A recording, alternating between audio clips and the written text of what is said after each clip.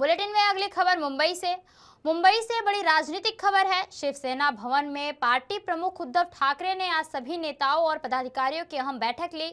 बैठक में उद्धव ठाकरे ने साफ कहा कि बीजेपी और कांग्रेस दोनों का अनुभव शिवसेना कर चुकी है और अब किसी भी कीमत पर बीजेपी को हराना ही लक्ष्य है। उन्होंने शिव सैनिकों में जोश भरते हुए 16 जनवरी को जीत का जश्न मनाने का संदेश दिया और महाराष्ट्र धर्म व मराठी अस्मिता की रक्षा सिर्फ शिवसेना ही कर सकती है, यह दोहराया।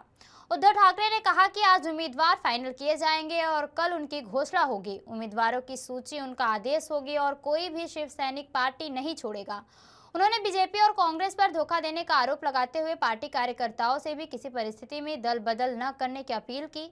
एमएनएस के साथ गठबंधन पर बोलते हुए ठाकरे ने कहा कि कुछ समझौते और वार्ड छोड़ने पड़ रहे हैं, लेकिन यह लड़ाई भावनात्मक और अस्तित्व की है।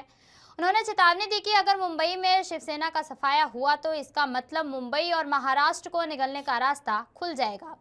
अंत में ठाकरे ने कहा कि असली जश्न 16 जनवरी को जीत के साथ मनाया जाएगा और शिवसेना साहस और दृढ़ता के साथ आगे बढ़ेगी।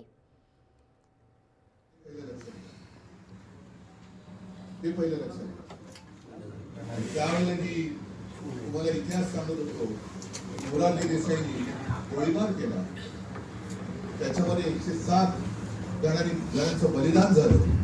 107 हे रेकॉर्डवरती आहे। पण त्यावेळेला एकदा मी नेहमी किंवा अनेकदा सांगितले, एक पत्रकार बाई आल्या होत्या परदेशी, ताया जिंकिन नावाच्या, आणि त्यांनी एक पुस्तक लिहिलं ते माझ्याकडे आहे, रिपोर्टिंग इंडिया। त्याच्यात त्यांनी म्हटलं, लिहून ठेवलेलं आहे की त्यांनी एका जेव्हा हॉस्पिटलमध्ये शवागाराला भेट दिली तेव्हा किमान 200 ते 250 लेकरं त्यांच्यासोबत पडली होती, त्यांची रेकॉर्डच नाही। एवढं सगळं बलिदान करून आपण मुंबई मिळवलेली आहे आणि तीच मुंबई म्हणजे मी तुम्हाला म्हटलं, शिवसेना त्यांना का खतम करायचे? कारण मुंबईचा घास गिळायला शिवसेनेकडे दुसरा कोणताही काटा त्यांच्या घशात अडकू शकत नाही, म्हणून त्यांनी शिवसेना खतम केली। एकदा का मुंबईमध्ये शिवसेना खतम केली तर आम्ही मुंबई महाराष्ट्र गिळायला मोकळे झालो। हे पाप आपल्या हाती होतात आणि एवढी फक्त विनंती करायला हवं, तुम्ही तुमच्यातला जोश हा आहेच, पण हा जोश मला 16 जानेवारी सुद्धा दिसला पाहिजे। जल्लोष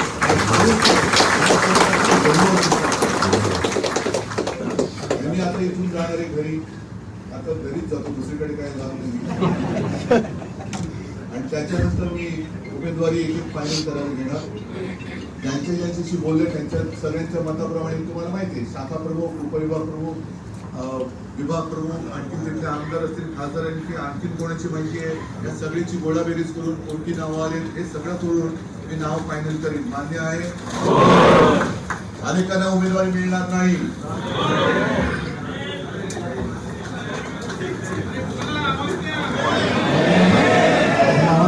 तुमचा वॉर्ड मला सोडावा लागेल। भगवान झेंडा माझ्या शिवसैनिकाच्या हात होता। मी तुम्हाला तुम्हाला घालतोय, ही भगवे झेंड्याची शपथ आहे। केवळ मीच नव्हे, आजपर्यंत केवळ मीच नव्हे तर छत्रपती शिवाजी महाराजांपासून भगवे झेंड्याने अनेक कृती पाहिल्यात, अनेक वार त्याच्यावरती त्याच्याच माणसांनी केलेले पाहिलेले आहेत, तरी सुद्धा तो न थकता न डगमगता फटकत राहिलेला आहे, तेज देत राहिलेला आहे।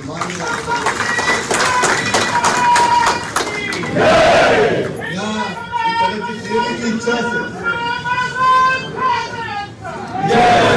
नियतीची इच्छा असेल, नियती सुद्धा निवडताना मर्दाला निवडते, नामर्दाला निवडत नाही। नियतीने त्यावेळेला काय कुणाच ठाऊक शिवसेना प्रमुखांच्या कसं डोक्यात आलं असेल आणि छत्रपती शिवाजी महाराजांचा झेंडा त्यांच्या हातात आला असेल, मला या सुद्धा या महाराष्ट्र रक्षणाच्या लढाईमध्ये ठीक आहे, धनुष्यबाण जरी चोरला तरी